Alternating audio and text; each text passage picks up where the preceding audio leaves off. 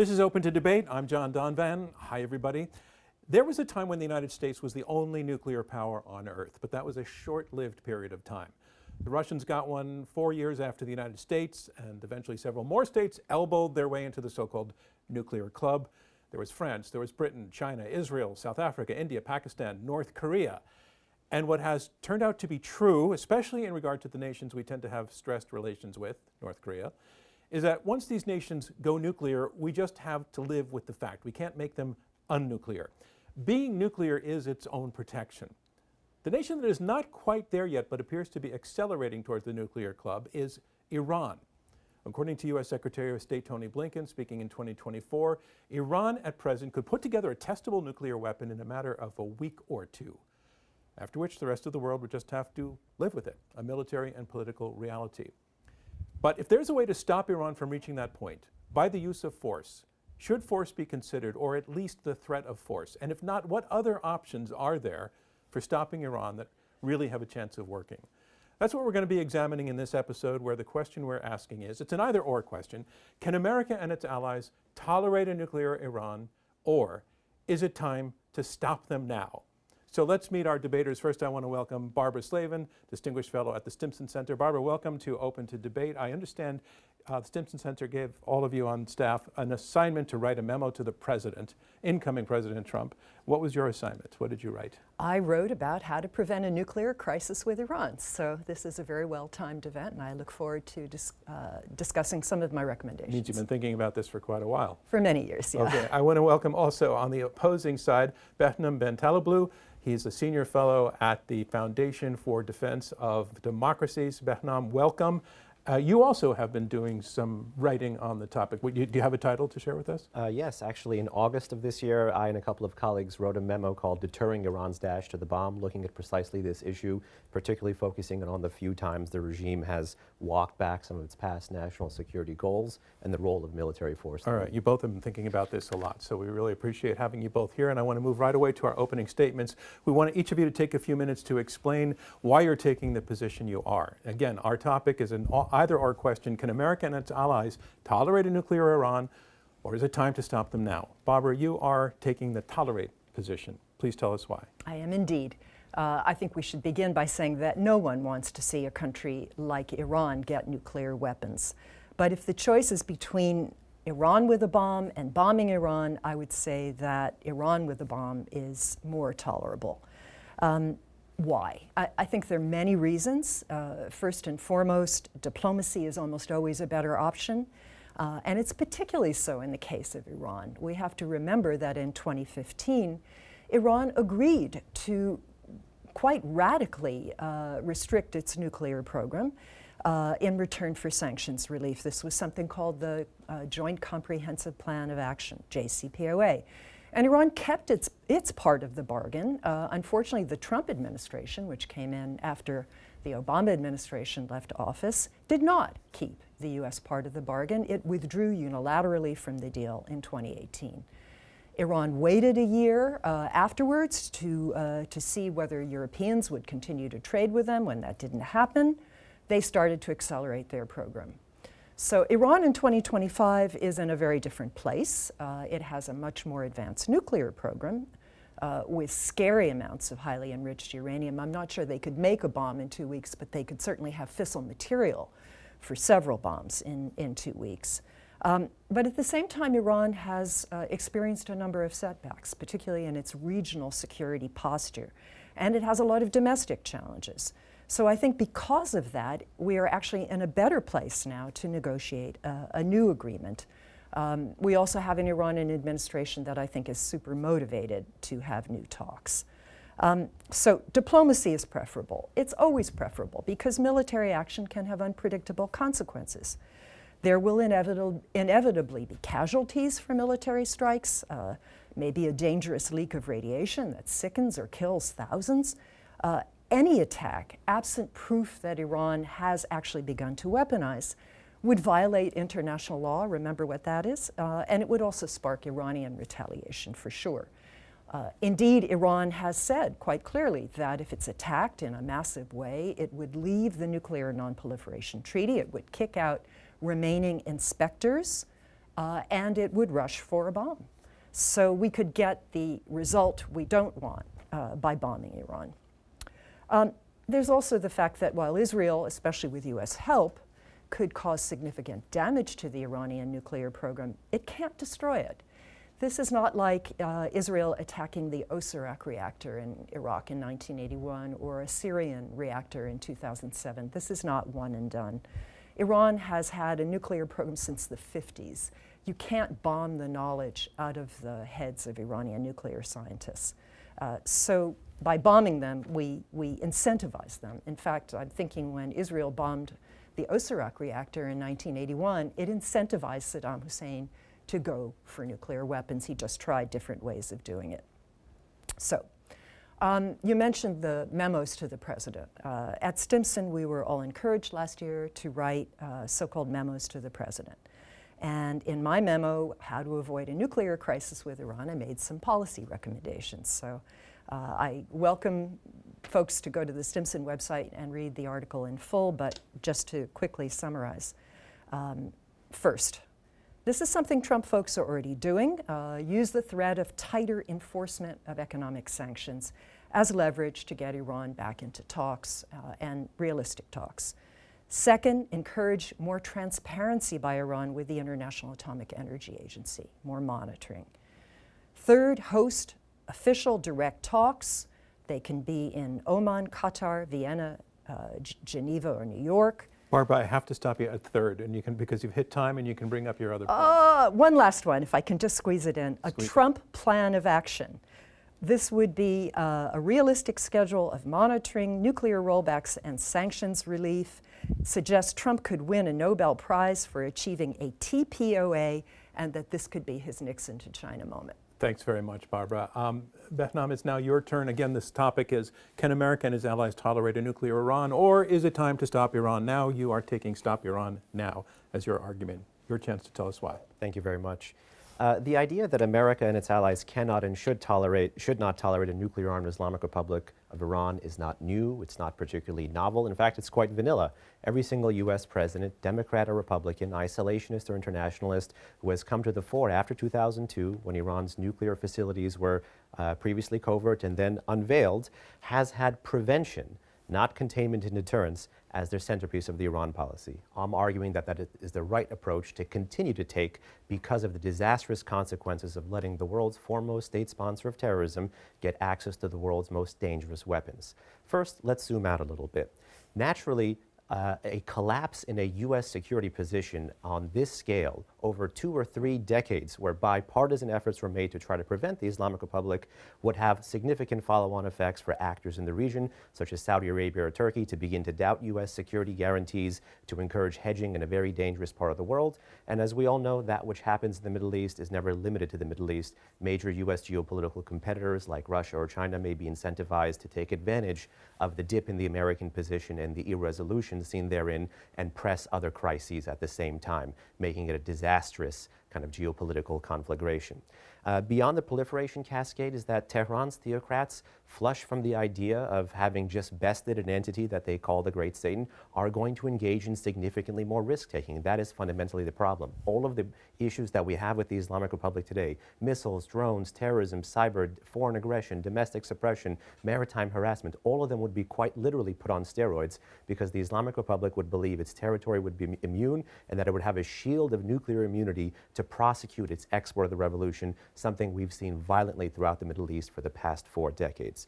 Most acutely, we have to remember that in the first decade of the Islamic Republic's existence, and this stuff is documented, Tehran used chemical weapons, admittedly in response to Saddam Hussein's massive use of chemical weapons against it during the Iran-Iraq War, and Tehran transferred chemical weapons, another form of WMD, to the Gaddafi regime in Libya. So the debate over Iran's willingness to use WMD and transfer WMD is already lost, that is already out of the bag. Second, the regime's willingness to engage in proliferation of destabilizing systems to multiple parts of the world make it an arsonist in many of the world's fires. With respect to Russia, close-range ballistic missiles and suicide drones. With respect to Hezbollah, which is now decimated thanks to Israel, precision-guided munitions. And most acutely now, 5 or 6 times since Christmas, the Houthis in Yemen, the rebels that the Islamic Republic supports, are using nuclear-capable medium-range ballistic missiles, technology that most states don't even have, to try to strike at Israel, the only Jewish and democratic state in the Middle East. More acutely, in 2024, not once, not twice, but thrice, the Islamic Republic overtly, directly, and kinetically used ballistic missiles, launched from its own territory at the target of a nuclear armed state. So take everything we know about nuclear deterrence and throw that out the window, because that was insufficient to prevent Tehran's theocrats from striking Pakistan in January, striking Israel in April, and striking Israel again in October of 2024. Just roll back a little bit further in 2023. This is a regime that, even without a nuclear umbrella, was willing to underwrite the capabilities that Hamas amassed that launched the October 7 brutal and gruesome terrorist attack against Israel in the region. Oh, and lest we forget, on the nuclear front, the regime has pushed past multiple nuclear red lines, and in February of 2023, enriched to 83% purity. This is a hop, skip, and a jump away from 90%, which is what is needed for a nuclear weapon. The Islamic Republic of Iran cannot be permitted to access the world's most dangerous weapons. Not only would this be a strategic shortcoming, this would be a massive political shortcoming for any administration in the U.S., and that's why prevention has to remain the policy. Thank you very much. I'm here with our debaters, Barbara Slavin, Distinguished Fellow at the Stimson Center, and Behnam Ben Taleblu, who is Senior Fellow at the Foundation for the Defense of Democracies. Thanks both for taking part in this debate, and in your opening statements, you gave us some interesting things already to think about. Barbara, you made the case in arguing that we can tolerate a nuclear Iran. Let's be clear, you do not want a nuclear Iran. You would prefer there not be a nuclear Iran, but you're saying that the way forward is through diplomacy. You're making the argument that it's worked before. You're further making the argument that the Iranians are now more ripe for negotiation because they are weakened as a result of events in 2023 where their so-called axis of resistance was severely weakened, and you're feeling that they're actually motivated for negotiation. You further make the case that military action, the use of force, would have very negative consequences, not just for the Iranians, but for a larger group of people through just civilian casualties, through spread of radiation. And finally, you make the case that the system, their effort really cannot be stopped through military action. Right. That is too entrenched. So that's the case you're making. Behnam, you're making the argument that given everything about Iran, they just cannot be allowed to have this weapon, that this would embolden them in ways that would be incredibly dangerous for the region. We've already seen them willing to and participating in destabilizing activity around the region, and if they had nuclear weapons, they would be able to take that many, many steps further. As to whether they would actually be willing to take the risk of using a nuclear bomb or sharing it with other people, you make the case, well, they did it with gas, they did it with chemical weapons. If that was a weapon of mass destruction that was supposed to be off the table, they put it on the table in response initially to Iraq, and again, repeatedly, that they would use a nuke if they had the opportunity, and we have to take that seriously. So that's what I hear both of you saying. I want to bring in very briefly the example of what we mean by tolerate, and what the implications of that would be. Barbara, we tolerate another country that we consider destabilizing, North Korea. What does tolerating North Korea mean? And I want to then come to you, Behnam, and ask you, what are the implications of tolerating North Korea, and what does that teach us about having to tolerate Iran with a nuclear weapon? Yeah, well, I look at the North Korea example in a slightly different way. We had an agreement with the North Koreans called the Agreed Framework. It was negotiated under the Clinton administration. George W. Bush pulled out of that deal. There were some indications that the North Koreans were experimenting with uranium enrichment, which they had not declared to anyone. But George W. Bush stopped providing fuel oil to the North Koreans. As a result, they pulled out of the Agreed Framework, quit the NPT, kicked out inspectors, and developed nuclear weapons. I'm very afraid that, this was something we feared, frankly, when Trump withdrew from the JCPOA in 2018. And I'm very afraid that this is a scenario we could see happening this year if there is not another diplomatic agreement. So even the North Koreans were willing to abide by most of the provisions of a diplomatic agreement. Tolerate North Korea, again, it's hard to compare with Iran in this sense that it's a small, isolated country, far from major U.S. interests. We worry about South Korea, we worry about Japan, but North Korea is ultimately very dependent on China and Russia. Okay, I don't see them as a threat. Iran, I think, would be a bigger threat for some of the reasons that Behnam mentioned. Behnam jump in on some of that, respond. Sure. Well, qualitatively, the one area where we concur is that North Korea is not like the Islamic Republic, although it does have a global force projection. North Korea is the entity that actually helped get Iran its first medium-range nuclear-capable ballistic missile. It is a threat to U.S. allies, literal legal allies and treaty partners in Northeast Asia, like Japan and like South Korea, for that example. But ultimately, North Korea doesn't have the range and the reach of the Islamic Republic's transnational terrorist apparatus, quite literally operating on 4 continents. Iranian drones today can be found on 4 continents. So the U.S. has, unfortunately, tolerated a nuclear-armed North Korea. But another reason for that is the conventional buildup that North Korea has had. Basically, conventionally, not using nuclear weapons, North Korea can go after Seoul, the South Korean capital. Unfortunately, Washington and its allies diddled with immense respect, while the Islamic Republic built up a similar conventional capability in the Middle East. Now, fortunately, thanks to the Israelis, that conventional capability has been rolled back. The gutting of Hezbollah in the north with Lebanon, the gutting of Hamas in the south with Gaza, and then the fall of the Assad regime right in the heart of the Middle East. So they're not necessarily the same, they're apples and oranges. And just because we had one mistake that was a geopolitical disaster doesn't well, we mean made should the same engage in the mistake, other. which was pulling out of agreements that had But been we reached also- that constrained the nuclear programs of both these countries. But we also forgot about one thing, which is one reason that the North Koreans, after the U.S. left the agreed framework and after they made good on their threats, could sprint to a bomb, was that they were cheating the whole time. And we have to remember that. Took them a while. It took them till 2006. It took them 2.5, 3 years. Took them 4 years. So 3 anyway, years. 3 years. They were abiding by most of the agreement. We pulled out and we got a worse result. That's all. But also sorry, go ahead. The agreed framework is not like the JCPOA. No, it was much less detailed. Yeah. Let's talk about the word now in our question. You're saying it's time to stop them now. Yeah. Now, we have a new president coming in the United States, a new administration taking over. And now also, as your opponent has pointed out, it points to a time when Iran is certainly more vulnerable than it's been in some time. And Barbara's making the case that that vulnerability opens the door to the opportunity for diplomacy. Do you see that vulnerability having, serving that purpose as well? That vulnerability certainly has an impact, and I certainly think Washington, Jerusalem, the West should capitalize on that vulnerability. But that vulnerability would not be enshrined, and I would argue should not be enshrined, in another time-limited nuclear deal where the West trades, again, major economic concessions to get a slight delay in Iran's nuclear program. The only kind of agreement, and this is a major if, that I would even support at this point in time is a major dismantlement kind of agreement. So among the countries that you mentioned in the intro today, South Africa would be a good example, or historically Taiwan would be a good example. But what would you be willing to trade? Would you be willing to promise full sanctions relief? I think the only instance under which statutory you can remove some of those sanctions rather than waive them is to meet the conditions about ending the ballistic missile program, ending the WMD program. And if the Islamic Republic is unwilling to end them, so you want them to have absolutely no defenses whatsoever? This is actually not an argument about defenses. The Islamic Republic, the issue is not Iranian power. That's a slight morphing of the question. The issue has always been with Iran, to what ends is Iranian power wielded? And the fact that the Islamic Republic cast itself literally from the get-go in 1979 as an anti-status quo actor is what has amassed all of this enmity against it. Does this now and this vulnerability we're talking about also, to you, indicate, well, if we're going to hit them militarily with force, now is the time to do that?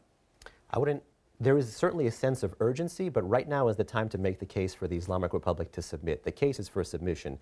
Khamenei's successor, Khamenei is the supreme leader of Iran, Ayatollah Khomeini, after 7.5 years of saying war until victory against Saddam's Iraq, was forced to drink from the poison chalice. Military force and the credible threat of military force and tough economic sanctions, not threatened but vigorously enforced and escalated over time, married with real Israeli rollback of the axis of resistance in the region, can get Khamenei, Khomeini's successor, to drink from the poison chalice. And giving anything in return for their backing away other than we're not going to hit you hard? They merely get to survive. You don't get to pick how a peace agreement is coordinated after you have commenced a whole series of fights and fires in the Middle East. Okay, the so losers don't get to set the table for the winners. that's interesting. The quid pro quo your opponent is saying is they get to survive if they step back. I think the Islamic Republic of Iran will probably survive, just not very well. No, you have to promise them credible sanctions relief that has some lasting power, that won't change, if they abide by the terms of a deal, that won't change with every U.S. administration. And I think there are a number of concessions that are very easy to make. Iran has something like $100 billion in its own oil revenues that are frozen in foreign banks. You can begin to unfreeze some of that money, let them use it for food, medicine, medical devices, which are not supposed to be sanctioned, in return for increasing transparency with the IAEA, rolling back the program, downblending the highly enriched uranium, a number of steps taken over a time frame. And it doesn't have to be a short time frame.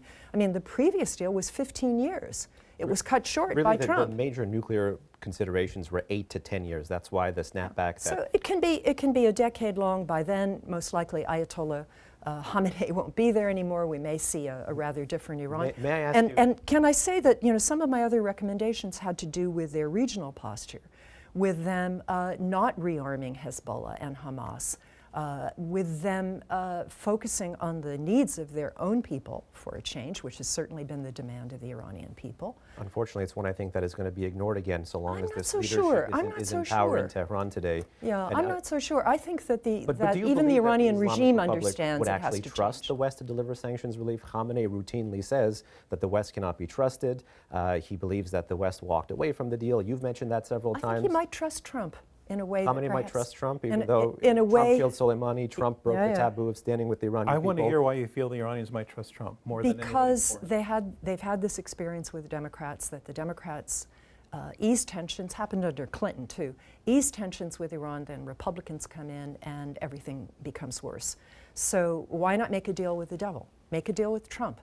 That has perhaps a greater chance. I mean, I was in some track 1.5, they call them talks, last spring with Iranians, and they were already not just anticipating a Trump victory, but actually preferring a Trump victory, thinking that they might be able to reach a more durable deal, that Trump could get this through Congress, whereas Democrats would have trouble, and that the Democrats wouldn't object because they don't want a war with Iran. So I thought it was an interesting Thoughts on argument. that insight? So there are some traces of this if you go back to 2019. Iran's former foreign minister, who is now a vice president, talked about 4 Bs preventing diplomacy with Iran, or really, in reality, preventing a North Korea-style moment between Trump and Iran. And he said those 4 Bs are Bolton, Bibi, bin Salman, bin Zayed. The foreign minister then wasn't given the runway. Now the regime is actually expanding its diplomatic runway. But I think all eyes need to be on not letting the regime tempt Trump with these kinds of talks, and instead holding firm and sticking to the policy of prevention. Because the regime, again, is looking to rope-a-dope Trump, looking to make the president forget that this regime quite literally just tried to kill him. And that would be a major own goal for the president, to engage in direct diplomatic talks with a regime that quite literally tried to kill him on U.S. soil. Behnam, another argument your opponent made against the use of force is that the use of force cannot actually destroy what they're doing in Iran. It's too far underground, it's too spread out, and the knowledge is going to stay in people's heads to do it, to start over again. And indeed, there is a new facility being built called Pickaxe Mountain that is even deeper than the Fordo facility. So does that mean she's right? No, because there's always a bigger bomb. One thing you need to every single American adversary has to know is that there is always a bigger bomb, and they should never doubt the resolve of the U.S. to use force to defend its core national security. What if Iran interests? has already taken advantage of the reduction in monitoring by the IAEA to squirrel away some advanced centrifuges somewhere we have no idea where they are? It doesn't take that many. But does to that mean reconstitute the supplicating? program. Does that mean already throwing our hands up? If that is the No, it reality just means that you if mentioned, they have an insurance policy, I'm sure. If we bomb their known facilities, I would bet that they would have covert But does facilities they could this use. insurance policy mean that they get to dangle a nuclear sword of Damocles over us, and that we have to circumscribe, as the great power, our relationship vis-a-vis them? No, it doesn't mean that. It just means that we have a basis for negotiations, not for bombing them. Can we step back for just a moment and for people who don't follow this topic really closely, just the fundamental concept, explain it to the 5th grader. What's in it for Iran to have a nuclear weapon? What's the benefit for them? Because I want to understand what they would be giving away if they step back from it. So this is a combination of status and security. The Islamic Republic first rejected the late Shah's nuclear program, the former king of Iran's nuclear program that they had inherited. But amid the 1980 to 1988 Iran-Iraq war, particularly 1982, 1983, they began to resurrect this program, and it always had a military dimension, meaning they were always interested in the military use, the military capability that a nuclear weapon would give them. So they're obsessed with deterrence. That's one of the legacies of the Iran-Iraq war, and they're looking to have a shield, not because they're a security seeker, not because they just want to feel okay in a troubled region, but because they have a vision of what the region and the world should look like, and they're looking to export that, and they want to do that as safely as possible. Barbara mentioned that Iran, under two different regimes, has had a nuclear program for 50 plus years now. Yeah. Why doesn't it have a weapon? Because it's looking to get this as safely as possible. I think also, you know, one thing we've learned from recent years is that having nuclear weapons is not a guarantee of security. Hamas staged a devastating attack against Israel. It wasn't deterred by nuclear weapons. Iran twice attacked Israel, was not deterred by Israel's 90 plus undeclared nuclear weapons. So then the Iranians Russia has to get a nuclear weapon. Well, you know, I think there is a debate in Tehran about whether it's really worth it. I think for many in the national security establishment in Iran, it's enough to be at the threshold, to have the capability to do it if pushed into it, if pushed into a corner. But I think they prefer to be in this ambiguous zone. This way they get the benefits of scaring people without the downsides necessarily of actually having Barbara, and as I say, what do they deter? We have wars all over the world that are not deterred by one power or the other having nukes. What I hear in your response to the question, Behnam, is that they have a lot of reason not to want to give it up.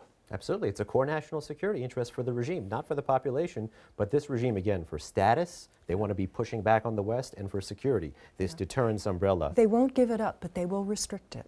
And that's what we want. Do you trust Yes. this regime to have this kind of a capability? It's 2 decades now that they have not lived up to the safeguards agreement. They abided by the JCPOA. We were the ones who cheated. The JCPOA is not the Nuclear Non-Proliferation Treaty. It's not the Comprehensive Safeguards Agreement. It's not Code 3.1, and it's not the Additional Protocol, nor is it the Additional Protocol According Plus. to our intelligence They did not even establishment, live up to Section T of the JCPOA. according to our intelligence establishment, they have not had a dedicated nuclear weapons program since 2003. I'm glad you mentioned the intelligence establishment, because there's been a critical change in intel reporting this year. For the first time, a slight but critical change, noting Iran has undertaken activities that better position it to produce a nuclear device if it chooses to do so. If it chooses to do so, but according to our intelligence So should we forever establishment, keep they have American not policy hostage to Tehran's whims? This is a critical point about being a great power, Barbara. Yeah, I just don't think it's that big a threat. I think Iran is in a very weak state. I think they want a deal, So and let's I think take they're advantage of that weak state. Yes, and let's And make a maximum deal. pressure 2.0. Let's Let's make a deal. multilateralize it. Let's not let Tehran take advantage, like it did during Trump term 1,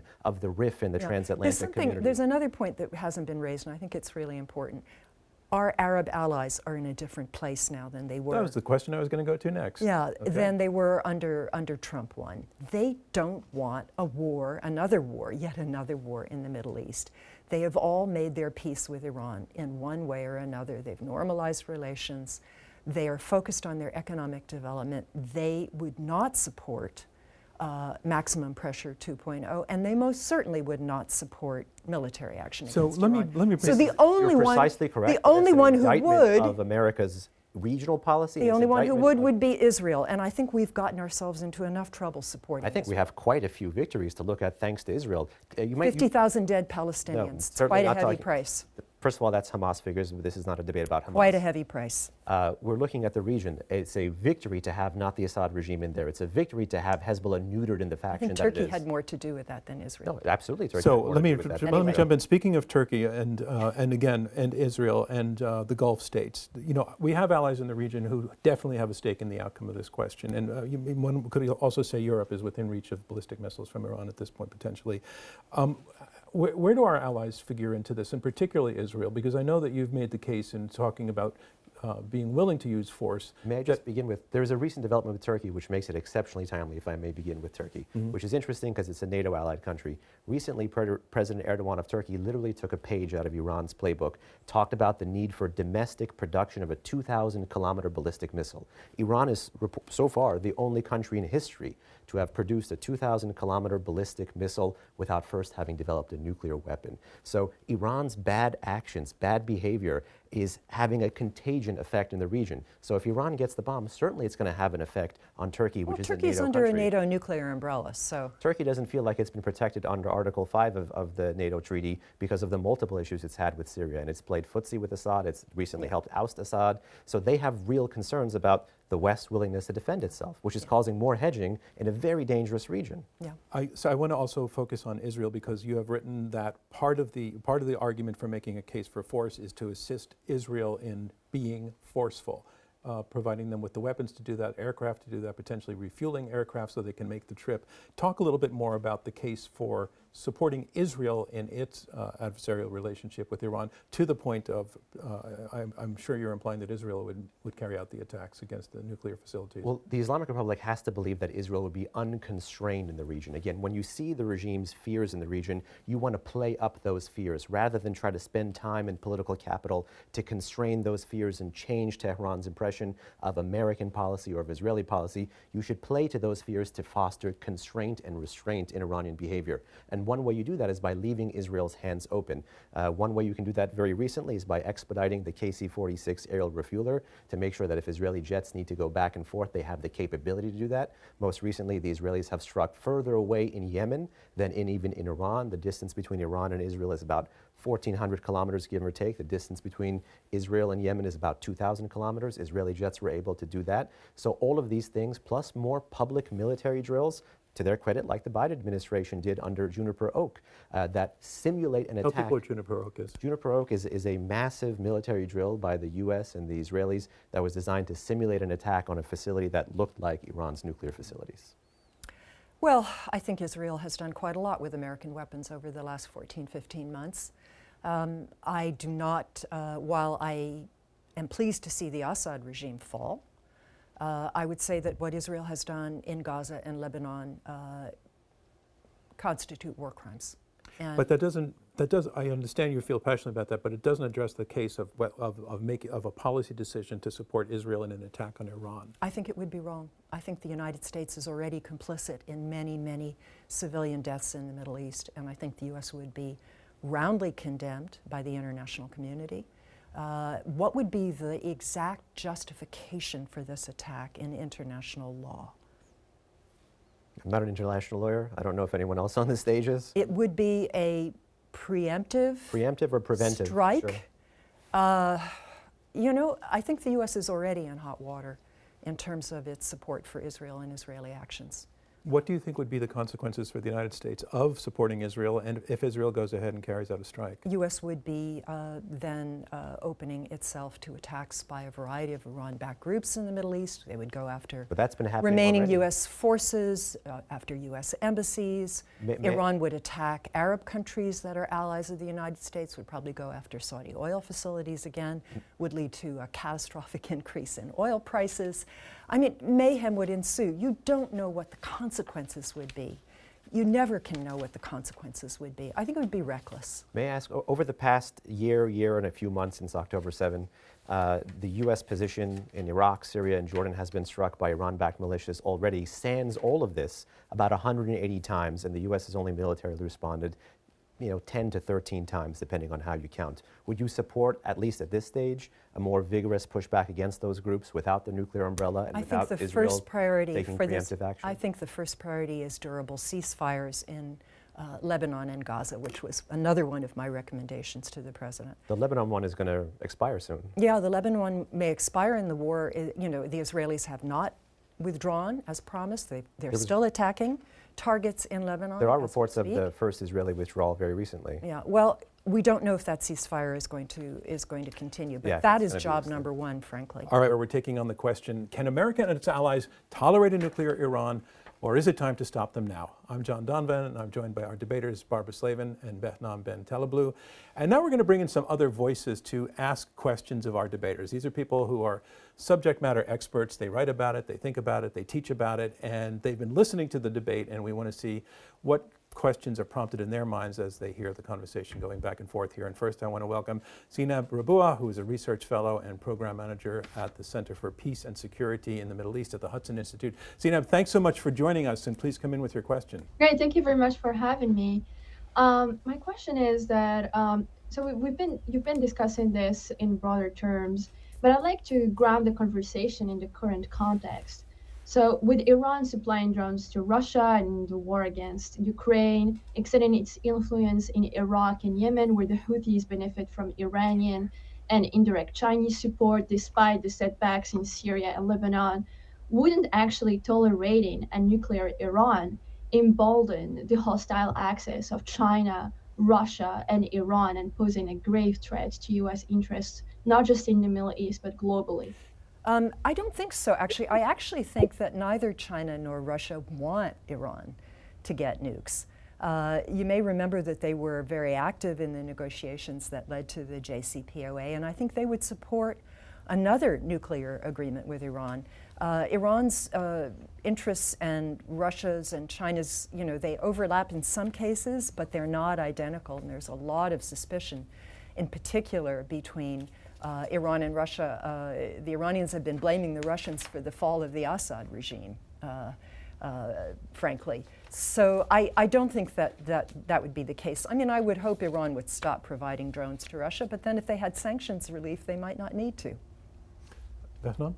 Yeah, I don't think the Iranians are providing drones to Russia because they want to get sanctions relief. The Iranians are providing drones to Russia because for decades they've been trying to audition for the role of junior partner in this new anti-American axis that has been forming. I mean, you can go back to the 1990s and look at Iranian officials basically copy-pasting what would later be Putin's talking points about NATO expansion, trying to win favor and political cover from Moscow. So unfortunately, in this instance, I do wholeheartedly agree with Zineb's fears, premonitions about if Iran gets a nuclear weapon, the other elements of the axis of aggressors like China, like Russia, would be significantly emboldened. And I would add a small footnote to that, which is Iran sits at a very interesting position between the axis of aggressors, which are states, North Korea, China, Russia, and the axis of resistance, which are sub-state, non-state terrorist groups. And I fear that an Iran with a nuclear weapon under the auspices of the Islamic Republic would embolden both the non-state and the state actors.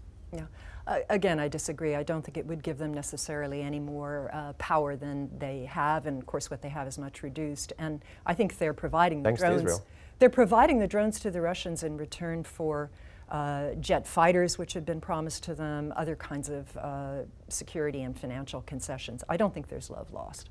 I certainly think that if you look at the past 500 years of Iranian-Russian history, there's turbulence, but then there's a transactional period, and we're living in the post-Syria period, which is the transformational period. And that's where I think we have to look at this like a Venn diagram that's only growing over time. And I would say, with respect and critically against the American alliance system, we do a bad job of managing alliances. The Axis does actually a pretty good job of compartmentalizing their rivalry, their mistrust, and playing up the area of where they do agree. And I fear that Russia and Iran are going to continue to play up that area where they agree. Well, Trump is going to end the war in Ukraine, so we won't have to worry That'll about that. be disastrous. Zineb, thank you very much for your question. We really appreciate your taking the time and listening in. I now want to bring in Kanishk Tharoor, who is senior editor at Foreign Affairs. Kanishk, thanks so much for joining and for listening to the debate so far. And we're looking forward to what your question is. Thank you for having me. I have a very simple question, which is this. What will be worse, an Islamic Republic that has nuclear weapons, or a direct war between the United States and Iran over such weapons? Easy. I feel like that one's made for you. That one's made for me. I mean, the last thing we want is a direct war with Iran. We've had skirmishes with the Iranians over the last 45 years, but we've managed to avoid a full-on war with Iran. And I was just thinking of that poor guy who blew himself up in front of the Trump Hotel in Las Vegas. We have enough soldiers with PTSD. Do we really need more? And I think the last thing Trump wants is another war in the Middle East that drags the U.S. in. Well, rightly, the last thing the U.S. or anyone needs is another war in the region, but sometimes you don't get to choose the wars, sometimes the wars choose you. And again, this has been not even a partisan political point. This has been a nonpartisan political point in Washington across Democratic and Republican administrations to try to prevent the Islamic Republic of Iran from getting a nuclear weapon. And it's precisely because of the political contagion effects in the region and geopolitically, both for the non-proliferation regime as well as for U.S. deterrence and security guarantees that would literally be at stake if the Islamic Republic of Iran would be permitted to go nuclear. And so while this is not an endorsement or a rush towards military action, the few times the Islamic Republic has ever reversed course in its history are never divorced from the credible threat and even the use of force. And we can't forget that. Do you think that the two of you fundamentally have a different conception of the character of the regime No. in taking these positions? No, I don't think so. I think we both agree that I don't want to put words in your mouth, but if I had to come up with a concepcia, it's that this is an ideological regime which is also very opportunistic. I would say it's a corrupt regime. Well, there's lots of that had a lot of ideology at the beginning, and mostly now it's become about survival of the elite and the deep state. Okay, Tharoor, thank you very much for your question, and thanks for joining us. I now want to welcome Arash Azizi. Arash, you're a visiting fellow at Boston University's Frederick S. Pardee Center for the Study of the Longer Range Future. You're also a contributing writer at The Atlantic, and you are the author of What Iranians Want, and also Shadow Commander Soleimani, the U.S. and Iran's Global Ambition. So you have definitely been thinking a lot about this topic. We're really looking forward to your question for this program. For sure. My question is for Ben. I actually think Ben and Barbara do seem to have a big commonality. I see that both of them would like to stop Iran from getting a nuclear weapon, and naturally, if you can, via diplomacy. So I'm surprised that while I agree with Ben that this is a sort of a moment of, you can say, submission for Iran, I totally agree with him that it's a moment of drinking a chalice of poison. And when I say I agree with him, it's not just analytically. I've spoken to many people in the Iranian elite, in the Iranian establishment in the last few weeks, who basically all without fail on both sides of the political spectrum tell me the same thing, that it's the moment of poison, of chalice of poison. It's a moment of sort of coming to a deal with America, that Trump is a big opportunity for them. So I'm surprised that Ben, despite this, believes that Trump should not directly engage Iran. If you want Iran to come to a deal and accept, what you call a submission, but that would be a deal nevertheless, wouldn't it be necessary to directly engage Iran? And also, what would you say to, and a sort of follow-up question, would you think that this will sort of strengthen the hand of those factions in Iran that do want a deal with the US? And do you see any possibility? Do you see any factional realities in the Islamic Republic? Do you see there are some factions who might want a different future for Iran, or do you not hold to that? Thanks for that. So the question is to you, Behnam, but I'm going to also let Barbara respond to yours first, or you're first. Sure. Mm-hmm. So I believe there were several questions there, Arash. One was about factionalism. I believe factionalism is one of the drivers of Iranian foreign and security policy. I do not believe it is the main one. In fact, I would have to say with the nuclear issue, factionalism has managed to linger along, whereas in other theaters it hasn't been as colorful or as strong as ideology or the desire for regime survival to that end. But nonetheless, factionalism is part of the cocktail of forces that constitutes Iranian foreign and security policy, particularly under the auspices of the Islamic Republic. Where I would inject a point of caution, however, or a footnote to the reference of factionalism being a driver, is that we should not have to cater to the principlist, reformist paradigm, which even the Iranian population since 2018 has been saying, principlist, reformist, the jig is up. So I think in terms of U.S. nuclear negotiating posture, we shouldn't have to play. We should be colorblind. We should be focusing on capitalizing on, some say, the tentacles of the octopus, others say the head of the octopus. I say treat it as an entire octopus, capitalizing on the shortcomings, failures, and contradictions that are the Islamic Republic of Iran, and to that sense be faction blind. Now to the heart of the question, which I think was about getting Khamenei to drink from a poison chalice and dangling the credible use of military force. Again, in history, from the end of the Iran-Iraq War to even right up until the negotiation of the JCPOA, the credible threat of force has played a key role, and that has to be heightened here. Now, in terms of opposing a direct Trump or U.S.-Iran bilateral or back channel, that may happen anyway, despite my best wishes, or despite my personal views and beliefs. But nonetheless, the U.S. Let me focusing on... Why does that bother why do you? you oppose a direct Yeah. interaction What's wrong between with Trump talking? and Iran? I don't think the President of the United States, who was recently attempted to be assassinated by this regime, should be sitting down with members of this regime. There's no You shouldn't be We killed legitimizing... Soleimani, for Christ's sake. And I mean, this- Ben, it's a very sequence of- strange position. no, and Iran's assassination plots have been so, keystone cops. I mean, Just because it's lackluster they does not hire mean this regime... they hire Central Asian mafiosi who can't even shoot straight. I mean, look. And that we kind of a should not regime have these with that- plots. We should not have these plots for sure. They're awful. Iran shouldn't take hostages.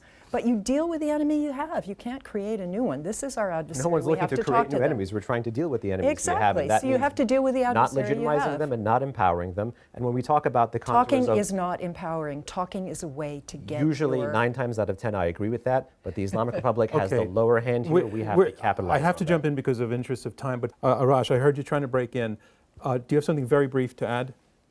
Can it be brief? I just want to say that Ben's position is very strange. I mean, you can't say that. Oh yes, I believe that. I believe that it would work to negotiate with Iran, we engage with Iran. But because I'm personally opposed to it, it shouldn't happen because it would legitimize it. The fact of the matter is that that's not my position. My position is that the Islamic Republic of Iran does not get to dictate the terms to the United States of America. Certainly not Trump, who they've been trying to kill. The deal, if there ever is a deal to be had on the table, is not an arms control deal like the JCPOA or the Agreed Framework. The deal has to be a full disarmament deal, and that is one that the Islamic Republic does not get to pick and choose and so negotiate. you do believe in a deal. Good. Okay. So No, you he do doesn't believe in believe in it. engagement. You I have change to your break in. position. Arash, I need you not to be debating with the debater, but thank you very much for your question. What could be more Persian than that?